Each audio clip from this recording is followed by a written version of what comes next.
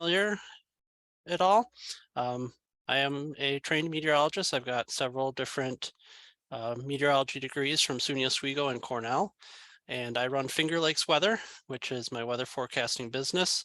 But on the side, last year I started what I call the New York Tornado Project, and I haven't really done too much with it yet. But what I want to do is eventually make a whole database of all these tornadoes and all the different factors that went into them and the stories behind them, just to raise awareness that tornadoes do happen in New York and that sometimes they can be a little bit on the nasty side, as we'll see in some of these ones today. um, but 1998 wasn't just about tornadoes. There was also some pretty intense non-tornadic severe storms, and we'll get to all that. So a brief outline. Whenever I do a talk that's focused on an event, I like to do the first part of the talk on the meteorology behind the event. So we're going to do some Thunderstorms 101. We're going to talk about air density, thunderstorm ingredients, tornado formation. We'll go into some of the forecasts, the different outlooks, watches, and warnings that get issued for severe thunderstorms. We'll talk a little bit about historically what we get here in New York for tornadoes, our climatology. Then we'll focus on May 31st, 1998, and the Labor Day storm in 1998. And then we'll just kind of touch on a couple other events that happened there as well, but those are the two main ones I want to focus on. So getting right into it, Thunderstorms 101. Everything with the weather pretty much starts from density. So density is the property, like if you throw a stone in water, it's going to sink because the stone is more dense than the water, or a helium balloon is going to rise because it's less dense. So air has different densities depending on its temperature, and warm air tends to be less dense, so it's going to rise, or conversely, the cold air is going to sink because it's more dense. And that is kind of the basics of everything that has to do with the weather. Now, you can do a really easy experiment to see this in action. If you go to your fridge, and it works best with bare feet, open them up and you will feel the cold air rush down to your feet, whereas you won't feel it up on your head. And that's because the cold air, being more dense, is going to sink down to the floor. So the weather is driven by these different densities, which are really caused by uneven heating of the ground. And whether that's on a global scale, where the poles get a lot less sunlight and a lot weaker sunlight than the equator, or on a very small scale, like here in the picture, where we've got a cloud blocking some of the sun to the left side of the image, whereas the right side of the image is in full sunlight. That's going to create difference in densities, and the atmosphere doesn't like differences. It likes things to be the same. And so when we get different densities or different temperatures, it creates a lot of instability, and the atmosphere is going to try to fix that. And that's where we get winds, storms, and all the usual weather things that we get. Is really just the atmosphere trying to get back to that original state where everything was nice and the same. So focusing in on thunderstorms, there's three main ingredients you need to get a thunderstorm. First, you need moisture. Then you need some sort of instability in the atmosphere, which is again driven by those differences in densities. And we need some sort of a trigger to get everything going. Now there's a fourth ingredient you need for severe thunderstorms, and that's wind shear. Wind shear, we'll talk about in just a little bit, exactly what that is. Now, oftentimes you'll get different amounts of these ingredients. So you might have a lot of moisture and a lot of instability, but nothing to trigger the storms to get going. Or you might have a really strong cold front, but not a lot of moisture and instability to do anything with it. But sometimes you can get really high levels of one of those that can offset a lower level of another ingredient. So you don't have to have a lot of everything to get things going, as long as one of those things is really high. So looking at moisture, moisture is going to support cloud growth, which is very important for thunderstorms. Dew point is one of the things that we tend to look at most to try to get a sense for how much moisture is in the atmosphere. And the technical definition of the dew point is the temperature at which water will condense out of the air. So if you cool the air down to the dew point, you'll start to get a cloud or fog, which is why a lot of times in the summer, we'll get fog down in the valleys, because the cool air sinks into the valleys, cools it down to the dew point, and fog forms. So as warm air rises up, it cools and condenses into the clouds. The warmer the air, the more moisture it likely has, so it's easier to get the clouds.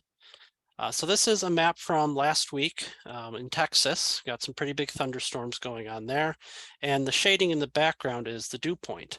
And these bright green colors, let's get the laser pointer. So these bright green colors here are dew points well into the 70s. That's really soupy air. That's when you can really feel the humidity, as opposed to, behind these storms, dew points are 40s and 50s, and there's not anything going on there. So these storms are really feeding off of this very moist atmosphere. So instability is probably the most complicated of the four ingredients.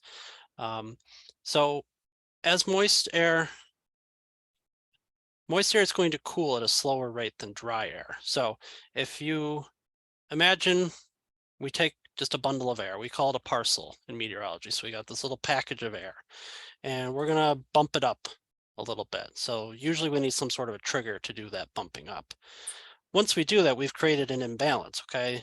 The air we started with is 80 degrees in this example, but the air around it now is 60 degrees. So both of these, the air is going to cool as we rise for both of these, but this moist parcel of air is going to cool at a slower rate, and that's going to cause it to go up faster and faster until eventually they'll reach a stability point. All that upward motion, and the faster and stronger that upward motion is going to promote cloud growth. So we'll start to get a cloud, and it'll keep growing. And eventually, if there's enough instability, we'll get a strong enough updraft to produce lightning. Lightning is really just produced by particles in the cloud rubbing against each other, and it's a big static electricity release. Intense updrafts can also produce hail, and of course, all the other severe weather that we have. So we measure instability with something called CAPE. CAPE stands for Convective Available Potential Energy. And no, there won't be a test, so you don't need to remember that. CAPE values under 500 is usually pretty poor. You can maybe get a couple rumbles of thunder. This is kind of like what we had yesterday. I did hear a couple of rumbles of thunder yesterday, but our CAPE was real low, so we're not going to get any severe weather out of that. I will say that we do get severe thunderstorms sometimes with very low CAPE values, but usually that's because the winds in the atmosphere are just so powerful. Once you get above 1,000, that's getting pretty favorable for severe thunderstorms. And a lot of our severe thunderstorm events are kind of around that 1,000 to 2,000 level. Once you get above 2,000, that's when you're going to get the really robust thunderstorms, like those storms that were in Texas. So this is the same radar image that I showed earlier with the dew points, but now we've got the CAPE on here, and these pink colors are CAPE values upwards of 3,000, 3,500. So very, very unstable air mass. Any little trigger is going to cause thunderstorms to really just take off, which is why we've got these big storms. I don't know if you heard in the news about the big hail near Waco last week. I think it was 4.5 inches. That is pretty much this radar image right here. This storm right on this high CAPE, high moisture environment that produced that 4.5 inch hail. Just happened to take a screenshot as it was doing that. So we got lucky with that. Not so lucky for Waco though. So triggers, we need something to give the air that initial upward push so that we can tap into all that instability and get these clouds and storms going. Most of the times, this is going to be some sort of a front. So we can have a warm front that's moving in. Warm fronts tend to be a little shallower and slower moving, so they don't tend to give as much upward motion. But they can do other things to counteract that. Cold fronts tend to be a lot sharper, and so you get a lot more upward motion with them, and that's a lot of times where we'll get some thunderstorms. But a lake breeze can trigger thunderstorms. We usually see that a few times each summer, especially to the north of here towards Lake Ontario. The cool lake air will come inland and act as like a mini cold front and trigger some thunderstorms, up kind of between the lake shore and I-90. Topography can do that. As the sun comes down and hits the mountainside, it's getting, our sun comes in at an angle since we're not, down below the Tropic of Cancer. So a slope is going to get more direct sunlight than a flat surface. And so that's again creates those instabilities. And we sometimes see some topography driven cells pop up in the summertime. Usually those will happen down in the southern tier where there's more variation in the topography. And then there's also outflow boundaries, which will come into play later on. So an outflow boundary is a little wind shift that is left behind by a previous thunderstorm. So as a thunderstorm goes through its life cycle, eventually cold air is going to come down out of the storm and choke off the warm, moist air, and that'll cause the storm to collapse and die. But those wind boundaries can get left behind. Sometimes they last for hours and hours after the storm was already nearby. And they can travel out for tens and hundreds of miles away from the storm. And they're from a forecasting standpoint, they're almost invisible. You can't really, sometimes you can pick them up on radar if they collect enough bugs and dust, and it's near enough to the radar site to see them. But they're so small that you're not going to really get to see them in your analysis when you're looking at the current conditions of what's going on. So they can play a real big role and a real surprising role in the forecasting. So the stronger a trigger we get, the more widespread and the more robust the storms are usually going to be. So wind shear is probably the second most complicated thing. Wind shear is basically different wind speeds and or directions at different heights. So if we have a thunderstorm and we have some really strong winds up in the top of the thunderstorm and weaker winds down in the bottom, and for this example, we're just keeping the winds going the same direction, that's going to cause a little bit of, we'll get to that part in a second. It's going to allow the warm air and that cold air to balance out, and they're going to allow it to coexist. So the cold air is not going to be able to completely cut off this warm updraft and kill the storm. So that's going to give it time to strengthen and organize. Without a lot of shear, thunderstorms will pop up, maybe last 45 minutes to an hour, then the cold air will cut it off and it'll usually die out within an hour, hour and 15 minutes, but then that cold air might act as an outflow boundary and pop up a new storm a little bit further down the line. So tornadoes really need a lot of wind shear, and it's best if it's directional wind shear so that we have winds going at different directions. So in this example, this little target symbol here is the wind coming out of the screen towards you. And then this arrow is the wind going this way. So we got winds kind of going like this, okay? And if you take just like a pencil or a pen and you kind of try to simulate that, see if I can get my hands right here, it's going to cause the air to spin, okay? So we got this, it's kind of, if you stick like a pinwheel in there, you can imagine that it's going to start rotating. And it's rotating like this at this point.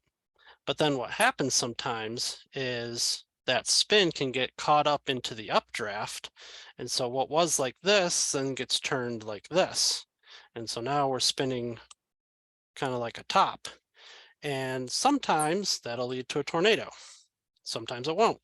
So there is still a lot that meteorologists have to learn about how tornadoes form and why some storms produce tornadoes and why others don't. A lot of the tornado chasers that are out there are doing research just to try to figure out this question. So they're laying down probes and trying to get as much data and information as possible so that we can kind of crack the code on what storms are going to produce tornadoes and which ones aren't. Some different types of tornadic storms and just severe weather in general. So this is a supercell. Supercells are usually individual cells that are rotating very quickly, and they usually show up on radar with this kind of hook shape. So I can actually just draw on here. So you can kind of see, it doesn't seem to be working. I'll go back to the laser pointer. So you can kind of see this hook. And right down here is where the rotation is. And on this example, this is a pretty dramatic hook echo. You can really see it wrapping itself up into the strong rotation here. And these purple boxes on here, I think this purple box with the white line was a tornado emergency. So this was a pretty big deal supercell. Supercells are one of the primary tornado producers, especially the strong tornadoes, but they're not the only thing. Supercells also produce a lot of very large hail and can have damaging winds along with it as well. Then there is the bow echo, which is like a squall line, and we'll see a really good example of a bow echo later on. And this bow shape is caused literally by the winds pushing the storm forward faster. So we got very strong winds usually in a bow echo, but those strong winds next to the not as strong winds leads to some rotation, and you get these, they're called bookend vortices. And basically on the upper and lower parts of the bow echo, and also in these little notches within the bow echo, you can get these little spin ups that can produce tornadoes. Usually they're weaker, but not always. And honestly, a lot of the tornadoes we get here in New York probably come from that sort of a situation. Supercells are a little harder to get around here. Bow echoes often produce widespread damaging winds. Sometimes these can last for hours and hours and span hundreds of miles. That's called a derecho. So that's a term that just means there's a real technical definition with how long it has to last and how big it is. But you'll hear the media latch onto that term a couple of times each summer when there's these big thunderstorm lines that move through the Midwest or the Great Lakes in our region. We can get derechos too. Like I said, they can also produce tornadoes. It's a little bit harder to get hail with a bow echo sort of situation, but it does happen as well. So outlooks, watches, and warnings. So this is kind of how we meteorologists try to prepare the public for what's coming. The Storm Prediction Center is kind of the hub of all the forecasting activity for severe thunderstorms. It's a very specialized branch of the National Weather Service. They're located in Oklahoma, just outside of Oklahoma City. What better place to be to forecast tornadoes? So they issue thunderstorm outlooks and they issue the watches. They don't issue warnings. That it is left to the local weather service offices. So here's a map of one of their thunderstorm outlooks. Currently, they use a 5-level scale on how likely severe thunderstorms are. In the past, it's been even just 2 or 3 levels. So right now, they've got a marginal level, a slight level. Those are usually what we see here. Once or twice a year, we'll get into enhanced. Maybe once every couple years, we'll get a moderate risk. And there's only been one time that we've had a high risk here in anywhere in the Northeast, but including here in our region. And we'll see that very soon. The Storm Prediction Center also does a lot of research, and they've really pioneered thunderstorm forecasting. So they have a very important role in the meteorological world. So here's a chart that kind of tries to explain the thunderstorm categories a bit better.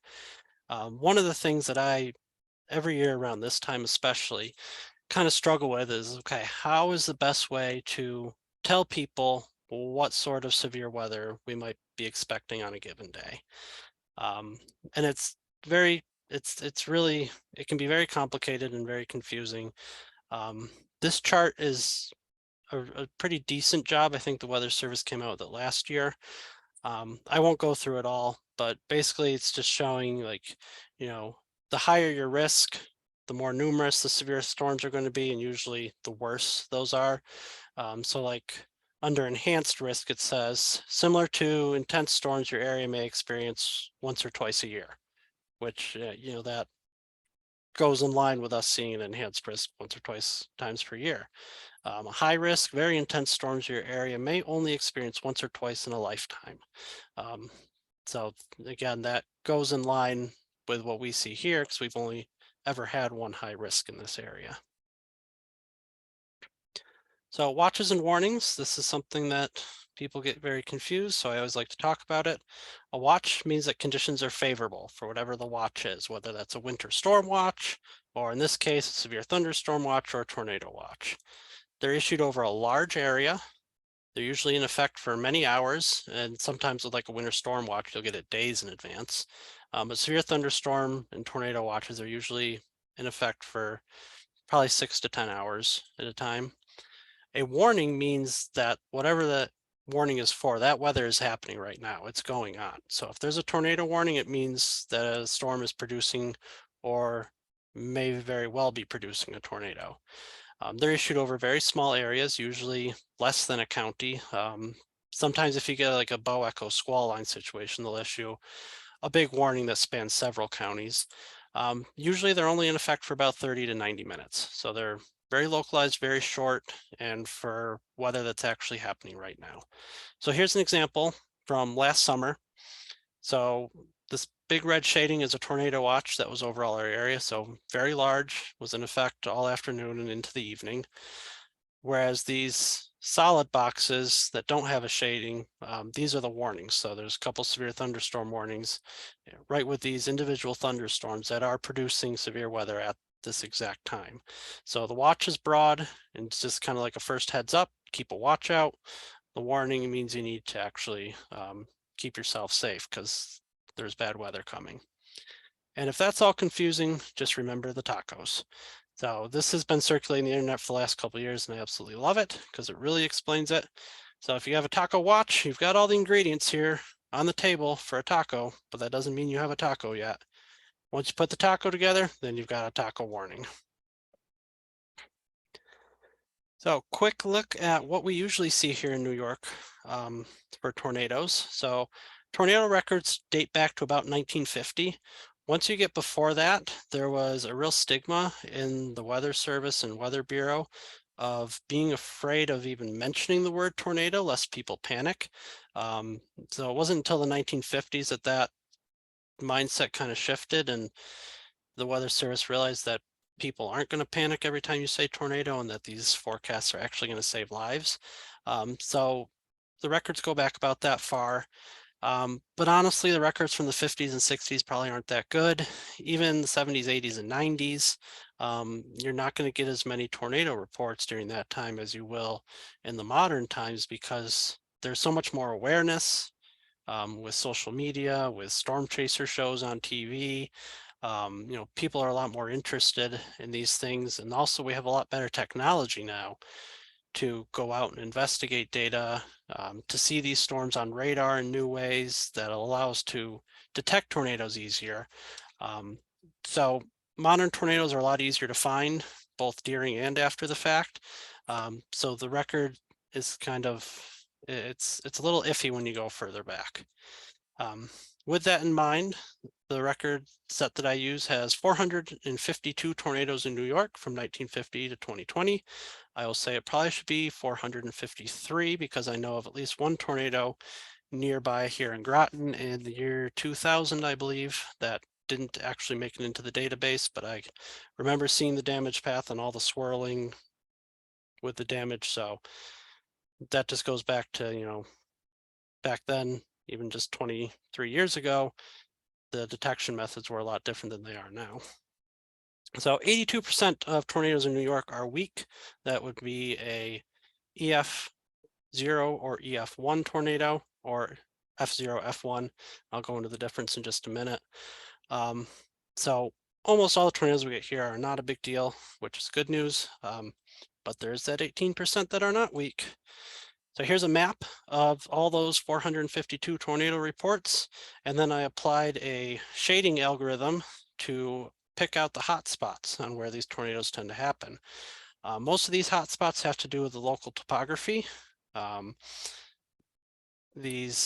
Hudson Valley, the Mohawk Valley can add a little extra spin because it channels the winds through those valleys, and that can lead to more tornado production. You can even see a little bit of that here in the southern tier. There's a little bit of an enhanced area there as opposed to the rest of the Finger Lakes. Right off the shore of Lake Erie is another hot spot. Again, it has to do with the topography of the region plus the lake. Not as much off of Lake Ontario. Adirondacks doesn't usually have very much, just very sporadic tornado activity up there. Long Island's a bit of a hotbed too. So I really want to get in and study these more. This is part of why I want to do the New York Tornado Project, is really, identify, especially this hot spot in central New York. There's no broad valley there, but there is up in Oneida, but not here in Shenango County. So that one's always been a little bit of a mystery to me. So tornado ratings, there's the Fujita scale, which was used up through 2006, and the enhanced Fujita scale, which replaced it. Um, and I'll just I'm not even going to read all these numbers. It's a scale from 0 to 5. Um, and it basically is just a way to rate how strong a tornado is. The Fujita scale was mostly a damage assessment based scale.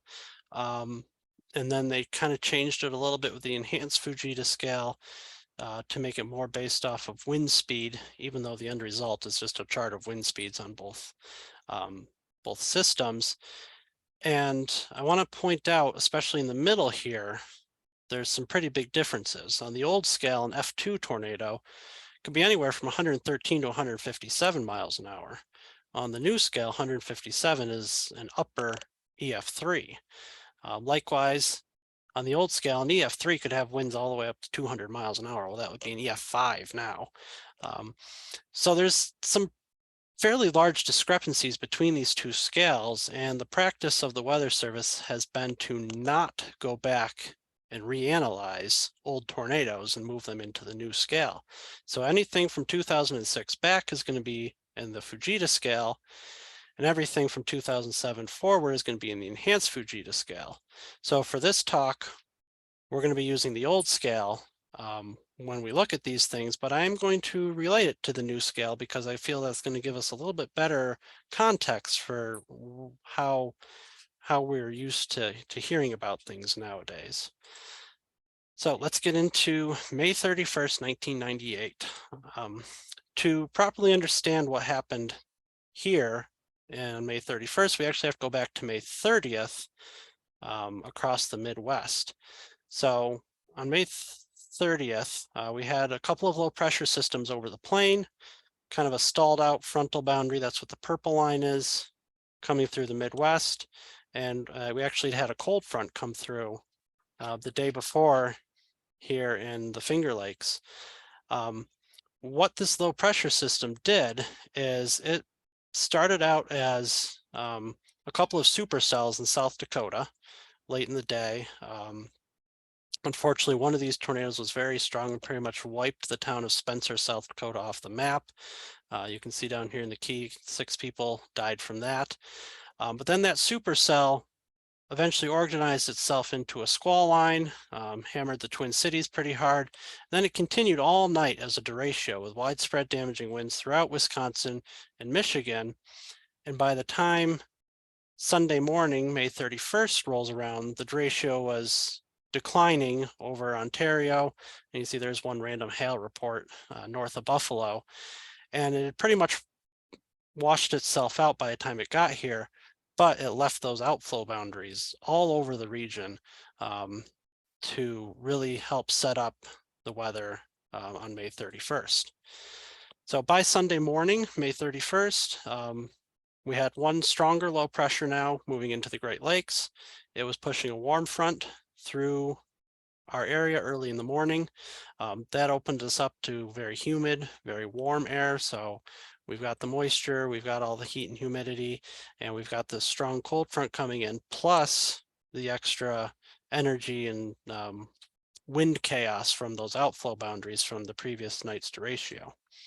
So let's go through our checklist. We got hot and humid air. Yep. We've got strong winds throughout the atmosphere, both from the outflow boundaries, which are going to enhance our wind shear, but also just associated with that low pressure. There was just a lot of wind in the atmosphere to begin with. And we've got a strong trigger with a low pressure nearby. So we've got all 4 ingredients are very high on the chart. Everything is poised for a big event. At 6:32, the Storm Prediction Center put our region in a high risk. This is the first and only high risk day in the entire Northeast. So that really speaks to how rare this setup where everything was perfectly aligned. As early as 9 a.m., there was a tornado watch across western and northern New York. By 10:46, they adjusted the high risk area a little bit, just trying to hone in on the areas most at risk. And this actually really kind of shows where the worst of the weather was going to end up. 3 p.m., you can see by the radar, there's quite a bit of activity already going on. They issued a new tornado watch for most of the rest of New York. Half an hour later, they issued a new tornado watch for Western New York, stretching back into Pennsylvania. You can see all these little individual cells. These are all supercells that are starting to develop in this air mass. So I'm going to focus on two main tornadoes that came out of this. The first is the Mechanicville tornado. This is out in eastern New York, a bit north of Albany. So this tornado touched down at 4:22 p.m. or thereabouts in Saratoga County. The Weather Service had actually issued a tornado warning 39 minutes beforehand for Saratoga County, so there was a lot of lead time, which was very good. This tornado was on the ground for 30.5 miles as it continued into Vermont. That makes it the 6th longest tornado track in New York history. Here is a look at that track. So Albany's going to be down here. And this is the border with Vermont. You can see Bennington, Vermont there. Pretty much a direct hit on Mechanicville. A lot of damage, as we'll see. Then thankfully, mostly rural areas after that. Unfortunately, the strongest part was also in Mechanicville. It was rated as a F3, so that's winds between 158 and 206 miles an hour. And you can just see the level of destruction that caused. This is like a picture that we see on the news from Oklahoma or Texas, but this was New York. And I want to focus in, because I'm going to now convert this to the enhanced Fujita scale. So what I circled here is, I'm assuming that this was a well-constructed 1 or 2 story house, kind of like the ones in the background here. The house is completely destroyed, but there's still lots of debris here on the foundation. So this is a storm survey chart that the Weather Service uses today to estimate tornado strength. So we've got a 1 and 2 family residence, and it goes through, all the attributes of how these are usually constructed. And it's got these different degrees of damage. So I circled degree of damage number 9 here because all the walls have been collapsed. The house is gone. But it's not degree number 10 because the slab of the foundation wasn't swept clean of debris. So what that means is usually that would probably be about 170 mile an hour winds. That's EXP expected. It could be anywhere from about 140 up to 200, but we're just going to go kind of with the expected. We'll give a little wiggle room on the high side of things since they did already rate it as an F3. So my modern estimate of this storm would be winds of 170 to 190 miles an hour. So trying to narrow down that range a little bit. And that would make it an EF4 storm today. And the reason I kind of like to harp on this one is a little bit is because if you look at the tornado record in New York, there's never been an F4 or an EF4 tornado. But if you went back and converted some of those old tornadoes to the new scale, then there probably would be. And I need to do some more investigation on some of those other F3 tornadoes in our history, but I think this is probably a pretty strong candidate for one of, if not the strongest tornadoes on record in New York.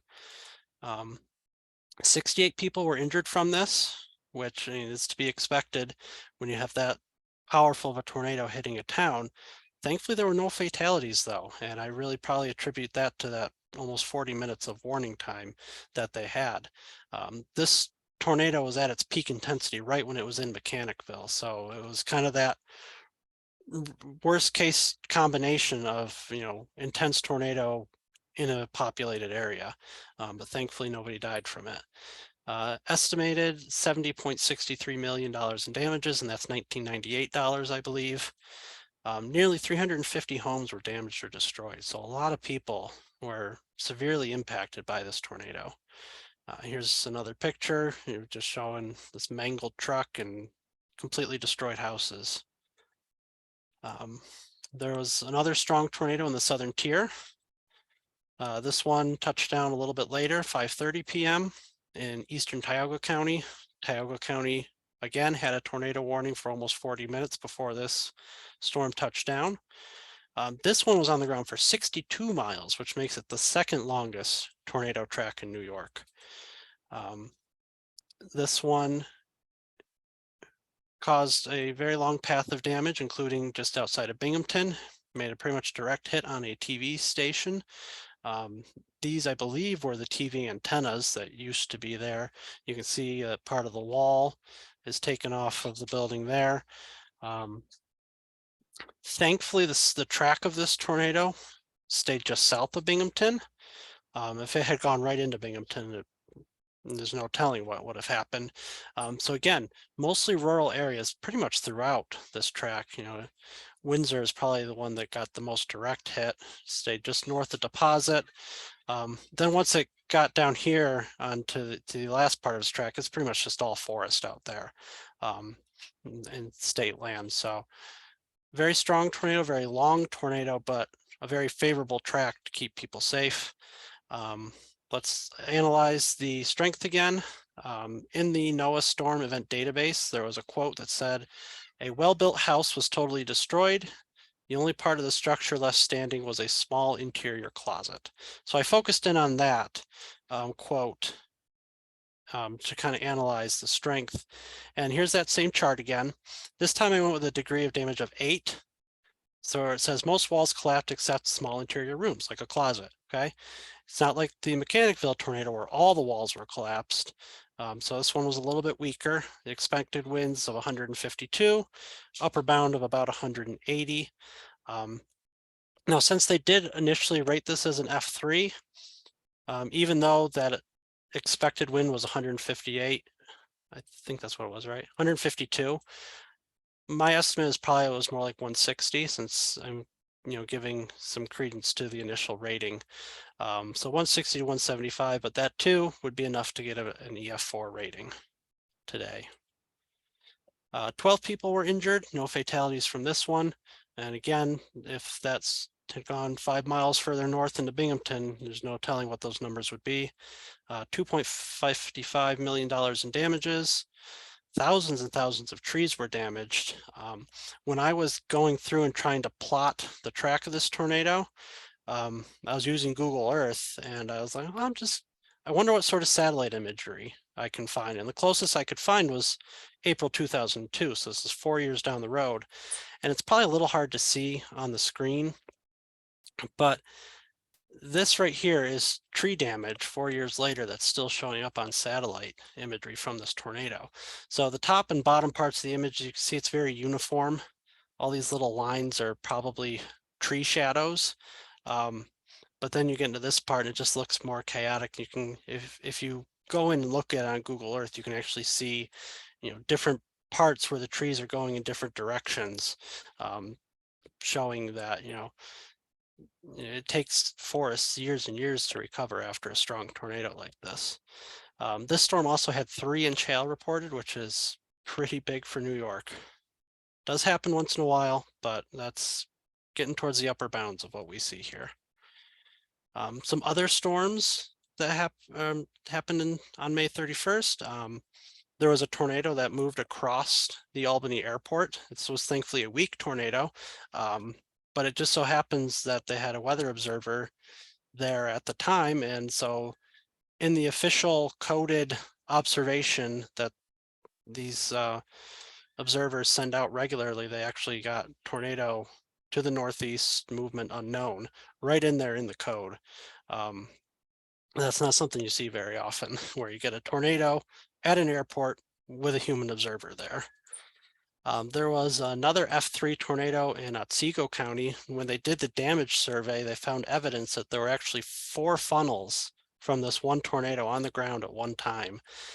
So, it's pretty rare to get a multi-vortex tornado. That's what they're called here in New York. There was a tornado a little bit to the west of that, an F2 in Shenango County that had a maximum width of almost a mile. It's the second widest tornado on record in New York. All in all, there were 10 tornadoes in New York State alone this day. There were more in other states, especially Pennsylvania. But that's the second most in one single day in New York state history. So lots of, you know, getting the whole spectrum of different records set right in this one day. Also, 3 of New York's 21 EF3 or F3 tornadoes occurred on that day. So that's a very high percentage when you think about it over the course of 70 plus years. So here's a map of all those different tornadoes that touched down. You can see there's a lot more in Pennsylvania as well. All these little blue dots are wind damage. There's a few green dots in there for hail as well. Most counties in New York reported some sort of severe weather on this day.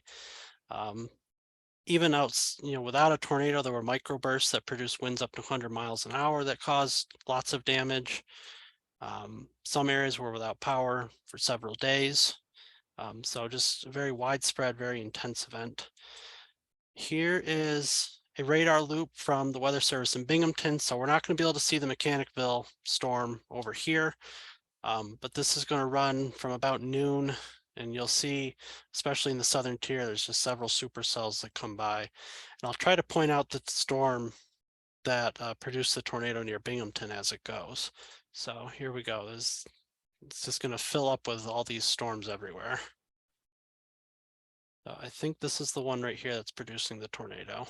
And there were a couple of frames missing in the radar, so it kind of had that little bit of a jump. Let's let I run through again. And you can see that these individual storms eventually kind of grow into squall lines. You can see that it's kind of more of a squall line there as opposed to the individual cells. So lots of widespread severe thunderstorms there. Now the Labor Day storm is probably one of the most well-known severe thunderstorm events around here. It had the unfortunate worst part of the storm, highly populated areas combination. So here's the setup. Low pressure to the north, incoming cold front. So this high pressure, winds go clockwise around the high. So lots of warm, moist air coming up into our area. Here's our trigger. Some decent winds in the atmosphere, but the Storm Prediction Center actually wasn't really on top of this one. So the morning before at 10:39 a.m., here was their severe weather outlook.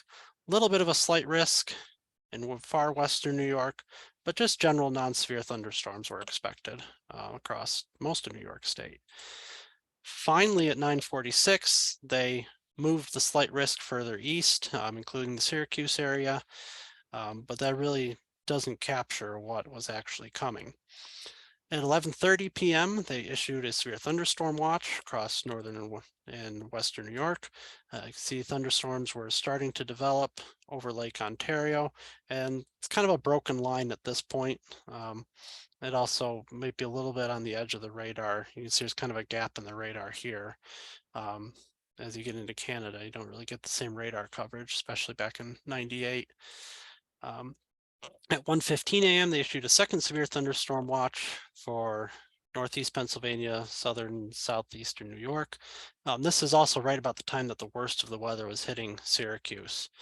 So you can see that there's this line, and I've got another radar loop, and we'll really see the bow echo take off from Syracuse down the Mohawk Valley. So what actually happened is this is classified as a derecho.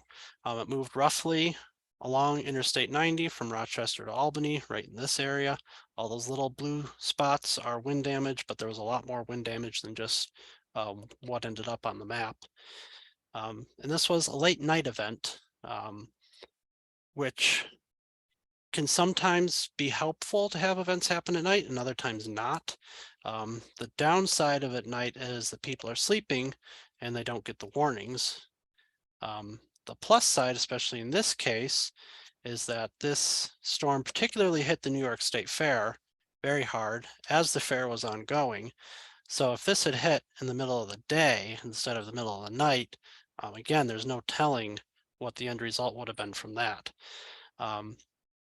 Winds were estimated up to 115 miles an hour. And these were just straight line winds. They weren't a tornado. But if you were to make that a tornado equivalent, it would be an EF2 tornado. There were 3 fatalities in Syracuse. 2 of them were at the fairgrounds, people in their trailers camping. The third one was an elderly lady who was at home sleeping and a tree fell into her house. So again, people are sleeping, they don't get the warnings, and that puts them in danger. But if it hit the fairgrounds during the day, that wouldn't have been good either. The damage path in and around Syracuse alone was about 12 miles long and 30 miles wide. And that's with those winds up to 115 miles an hour. Obviously, the overall damage was much greater than that.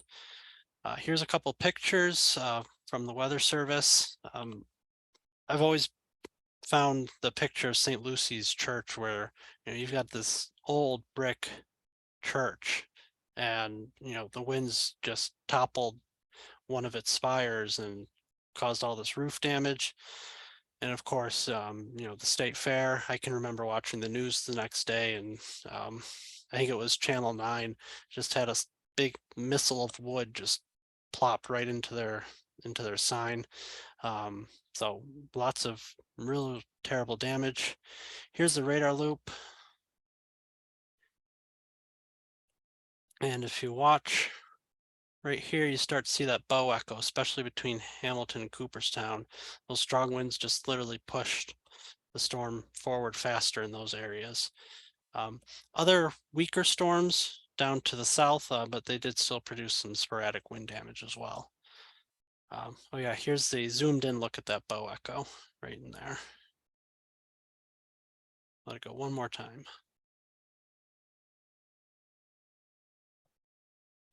Okay, so some other statistics and interesting things about 1998.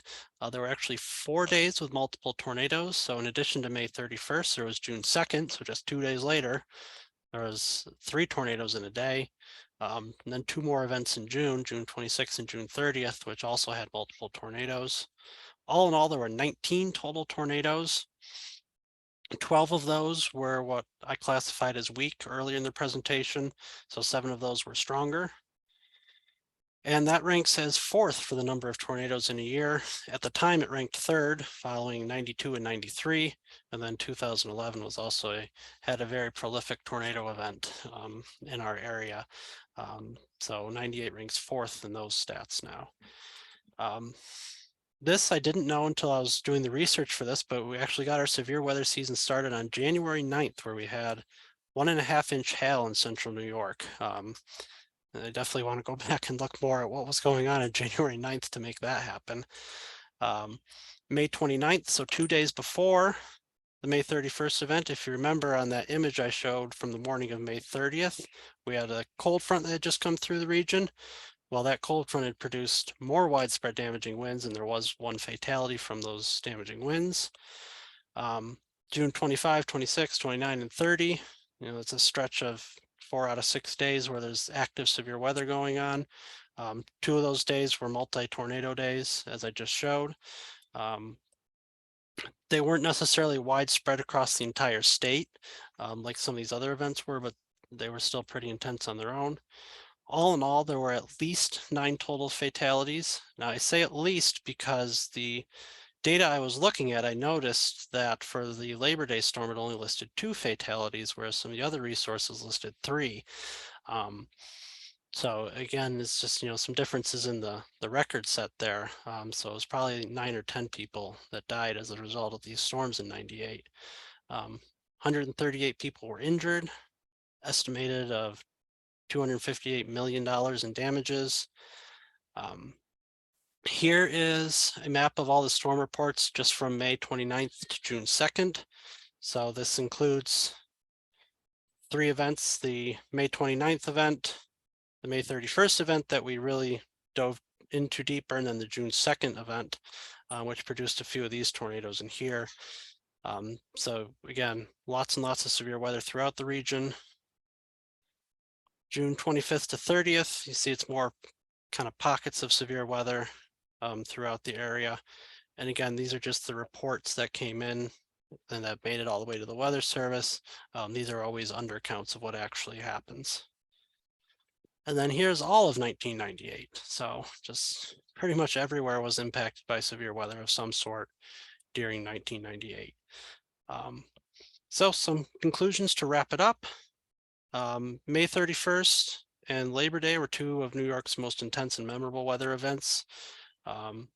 May 31st isn't as well known outside of the areas that got those strong tornadoes as the Labor Day event is, but they were both, kind of the yardstick to measure other storms by around here. We do have a long history of severe weather in New York. As I just showed, 1992 and 1993 had even more tornadoes those years. I would love to go back and dive in and see what was going on those years. It's important to take forecasts and warnings seriously because sometimes the weather does get very nasty around here. Not usually, but how you can't really tell that before the fact. It's more after the fact. So if you hear those warnings come across, our cell phones now will buzz if there's a tornado warning. It's important to take those seriously. And it's also important for local meteorologists like myself to go back and study these events and be aware that they happened, because that's going to help us forecast in the future. If a meteorologist from somewhere else moves here and they just have this kind of perception of, oh, New York, it's up in the Northeast, they don't get severe weather like I do back home in Texas. They might not take the models and the situation seriously if these sort of things start showing up again sometime. So it's always important to know what the history is and what has happened in the past to move forward. So here's just a couple of the sources I used. The National Weather Service in Binghamton and the NOAA Storm Events Database both these places had some pretty lengthy narratives of these storms, and I was able to go in there and find locations and pinpoint where they were on Google Earth so I could get those tornado track maps real accurate, and a lot of the damage and injury figures came from there. The Ohio State University Iowa Environmental Mesonet pretty much archives everything the Weather Service does. So all those images with the outlooks and the watches all came from there. The Storm Prediction Center has a tool called Severe Plot 3.0, which I used to make a lot of the storm report plots. And there were a couple other sources I used that I usually listed right in there. So that's all I've got. If you have questions that you think of after the fact, or if you're watching the recording, feel free to shoot me an email, just drew@flxweather.com.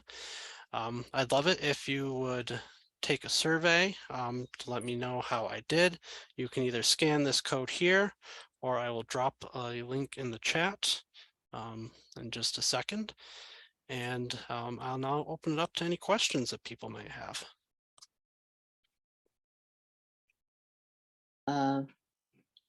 How do you want us to put the questions in the chat, or however people want to do it.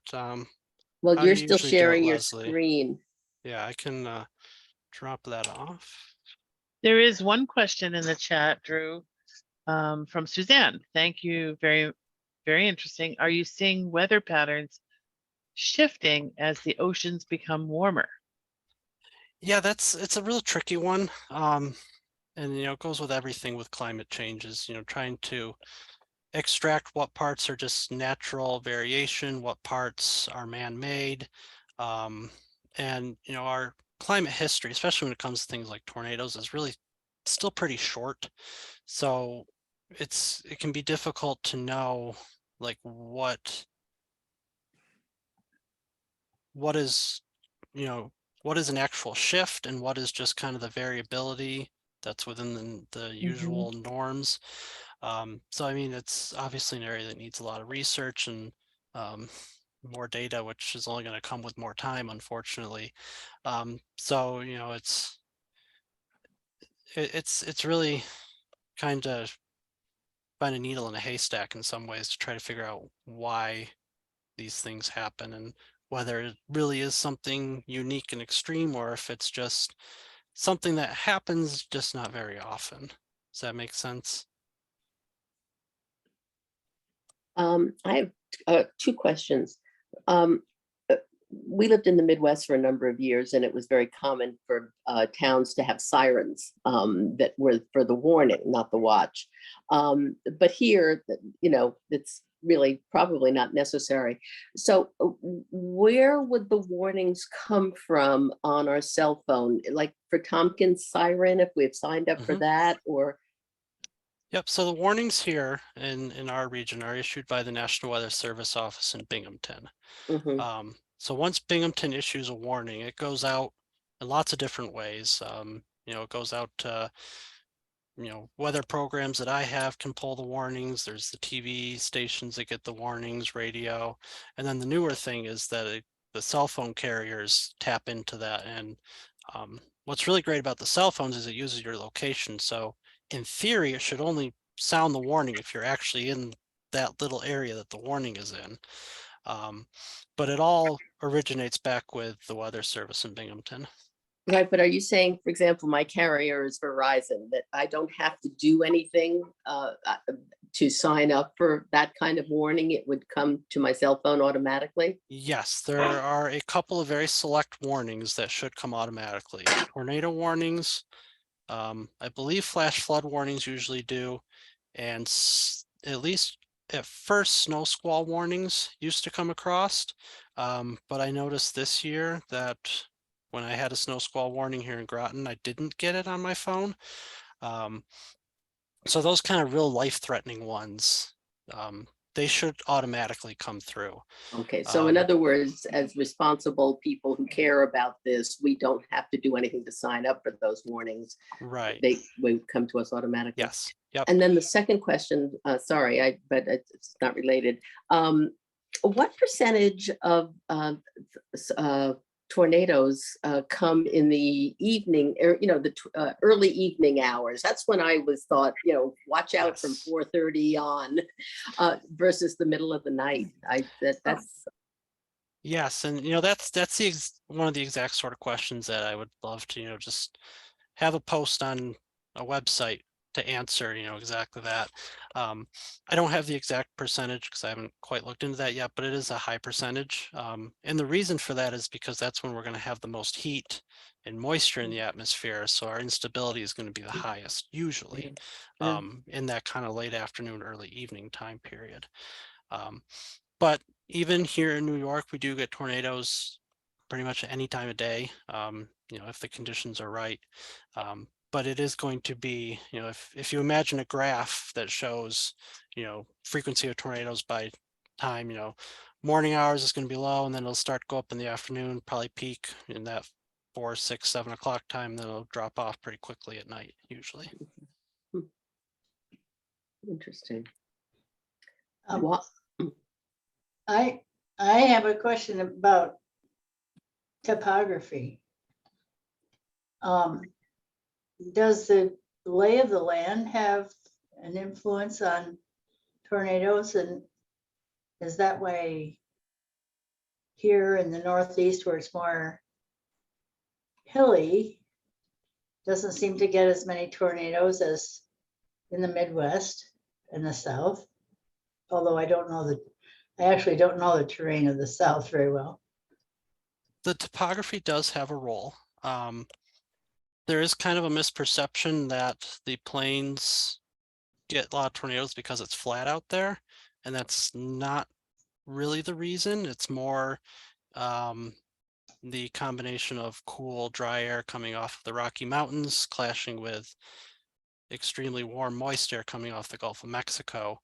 That's kind of why Tornado Alley is Tornado Alley. But I was showing the map of the tornadoes that we've had here in New York, and I put that shading on there, and those hot spots definitely are topography related. The Hudson Valley, the Mohawk Valley, the Lake Erie Plain, they all have a lot of tornadoes for a reason. So it's kind of a yes and no answer. Topography does play a role, but it's usually more on a very small scale as opposed to, oh, we have a lot of hills here in New York, so we don't get them as much. It's more, we're a long ways from the Gulf of Mexico, so we don't have that same moisture usually that Texas does. to get these real intense storms going.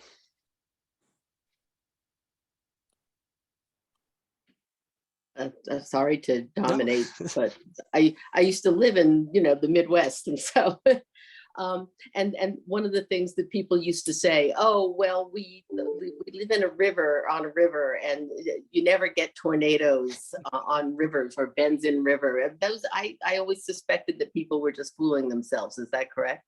Yeah, to a large extent. And I would actually say here in New York, that if you live along the river, you might have a better chance of a tornado. There was one in 2012 or I think it was 2012. A tornado formed outside of Elmira, and that tornado just followed the river valley. It was such a perfect match that when I first started doing the tornado track for that southern tier tornado, I saw the first points I had was the beginning and the ending. And I knew that a TV station in Binghamton got hit. So I was like, oh, this tornado probably just followed the river right up into Binghamton. So I was surprised when it actually didn't and stayed to the south. So it goes back to the topography having a role, and just, we're talking about such, in the scheme of things, such tiny little factors. And, that's what makes the Finger Lakes so challenging and also so much fun to forecast for is, I was, all these little hills, they have an impact. I can't always quantify it or say exactly what that impact is, but anybody who's lived around here knows that it has an impact. And especially with the storms, same areas always seem to get hit, the same areas always seem to get missed, and there's got to be a reason for it. My final question, I think, why does the sky turn green before tornadoes? Because it often does. That is probably mostly a product of the time of day. So the green color is mostly just coming from usually a setting sun coming through all that moisture in the cloud. And so because the sun is coming in at a lower angle, that's one of the factors, and then all that moisture scattering the light. What comes out of all that is the green hue. We're seeing mostly the green wavelengths of the light. So it's actually not an indicator that a tornado is going to happen. It's kind of more of there's a correlation, but not a causality there. It's the fact that the strongest storms usually happen late in the day when the sun is setting, and the strongest storms have the most moisture, and the strongest storms also produce the tornadoes. So we get these two kind of unrelated things happening at the same time. Because it's very noticeable. I saw it. Yes, my wife is from Minnesota, and we got married out there, and it was at a rehearsal dinner that we had. It was probably like a bow echo came through, and the sky was definitely very green during that. Of course, I was excited, but it made it into our wedding album. So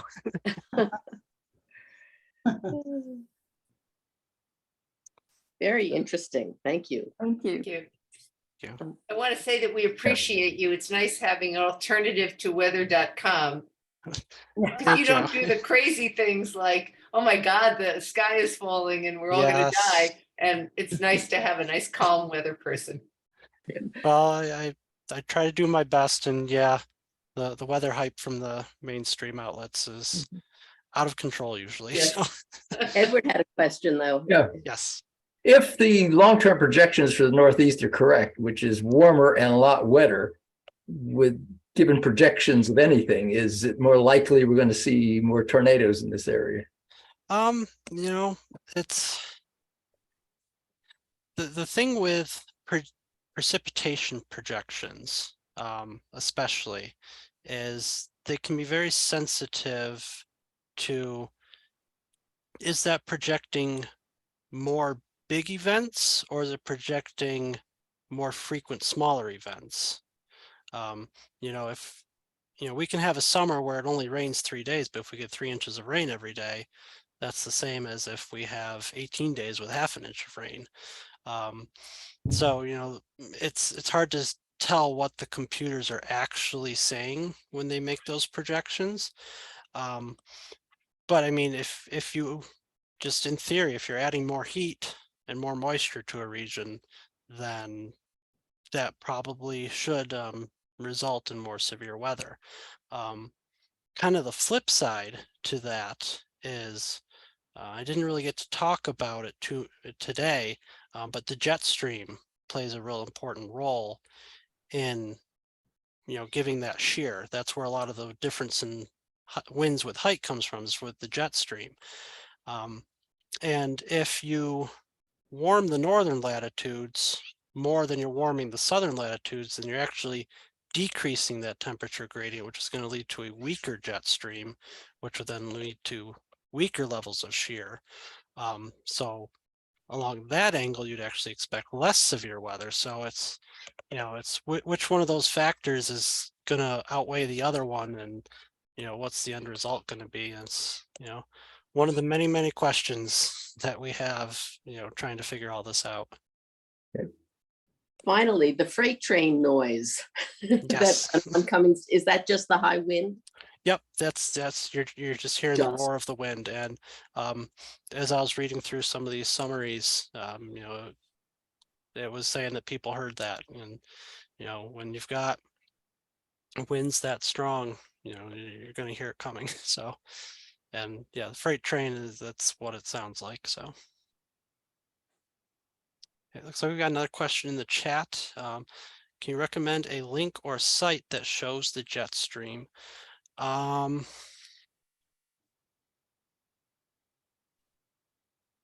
can't believe I'm going to do this, but probably weather.com probably has a map showing the jet stream that's probably relatively good. What I use to look at the jet stream is going to be a lot more technical and probably not what most people are going to want to try to look at. That may be the only time I've ever recommended weather.com. So well, it's good for comedy sometime when you see the guy talking in the high winds and then somebody walks behind him and he's walking his dog with not even an umbrella. Yeah, but any of those kind of national providers who are giving that big picture look, I bet somewhere on their website or their apps, if they've got a search area, if you just type in jet stream, you could probably find it.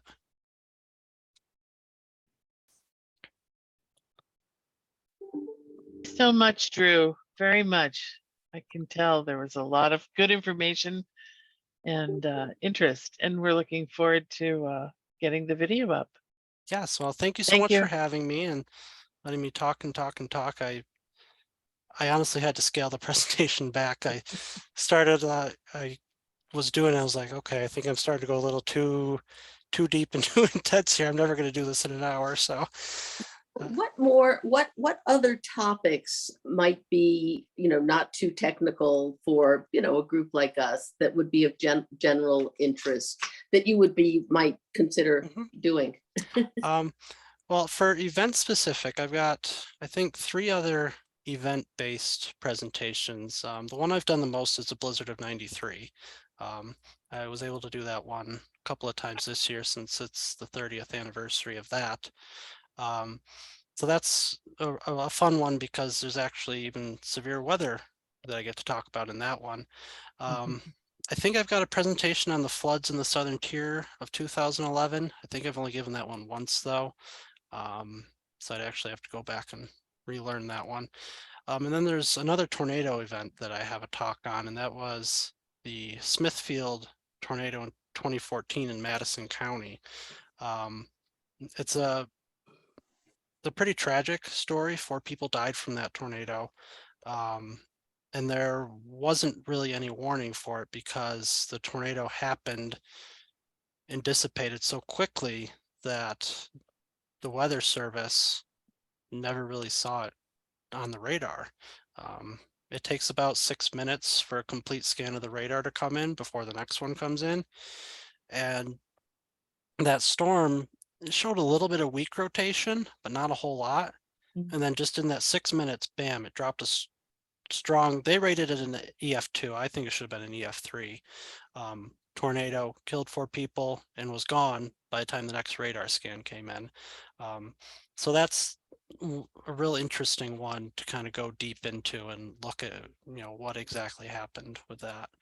Then I also do have a couple of, just kind of general weather talks. I think it was last summer that I presented here to Love Living at Home on Mhm. it's kind of an overview of the weather we see here in the Finger Lakes and what my job as a meteorologist is and how I try to fight the hype and stuff like that. So that's usually like the first talk I give to a group because it kind of gives the overview. And then if they have me back like you guys did, then I can go deeper into some stuff.